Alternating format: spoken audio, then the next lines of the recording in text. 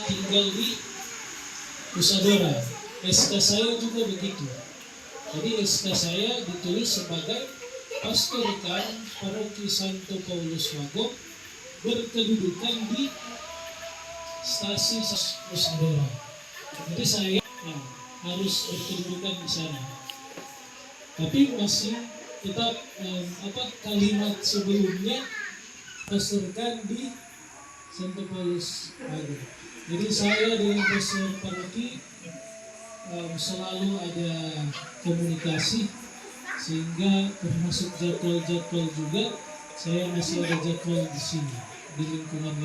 Bahkan hari Minggu ada jadwal juga.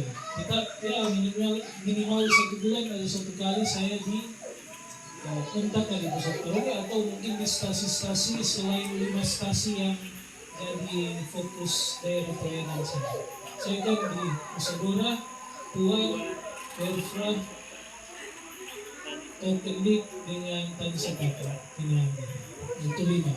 Tapi selain itu masih ada jadwal juga di Lagon, Korea sampai sebaliknya.